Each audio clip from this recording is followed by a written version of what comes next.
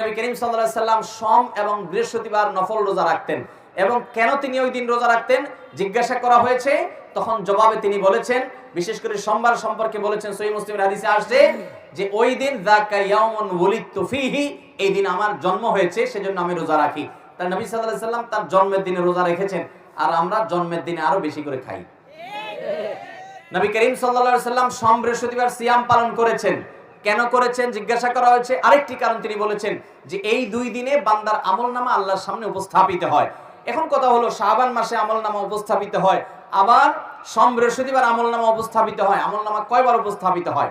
এর উত্তর হলো, আমাদের আমলনামা, আমাদের সমস্ত ভালো কাজ, ভাইরা আমার, এমন একটা ভালো কাজ কিংবা এমন কোন মন্দ কাজ নাই যেটা আল্লাহ রাব্বুল আলামিন ফেরেশতারা লিপিবদ্ধ করেন না, যেটা রেকর্ড হয় না, যেটার হয় পুরস্কার নয় তিরস্কারের মুখোমুখি আমাদেরকে হতে হবে না।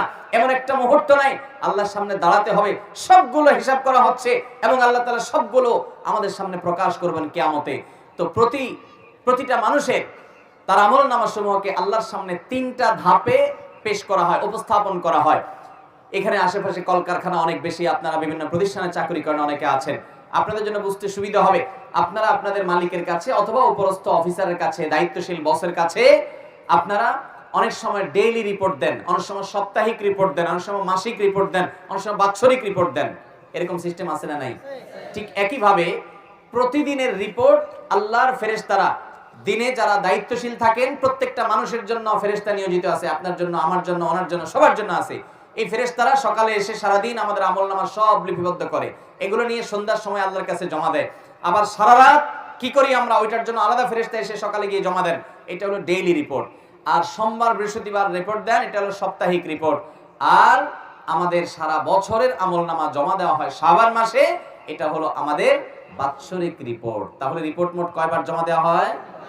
একবার হলো দৈনিক, আরেকটা হলো সাপ্তাহিক, আরেকটা হলো বাৎসরিক।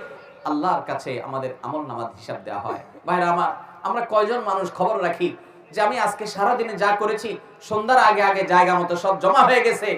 যদি ভালো কিছু করে থাকি তার পুরস্কার যেমন দাঁড়িয়ে গেছে, মন্দ কিছু যদি করে থাকি তার তিরস্কারের ব্যবস্থাও হয়ে গেছে। কিন্তু আনন্দের কথা হলো, যদি আমাদের ভিতর সে আল্লাহর কাছে জবাবদিহিতার বোধ থাকে, তাহলে তো কিয়ামত আসার আগে আগে, মৃত্যু হওয়ার আগে আগে আমরা কোনো গুনাহ করে থাকলে চোখের পানি ফেলে তওবা করে ইস্তেগফার করে মাপ চেয়ে নতুন করে সংকল্প করে নতুন পথ চলা শুরু করব।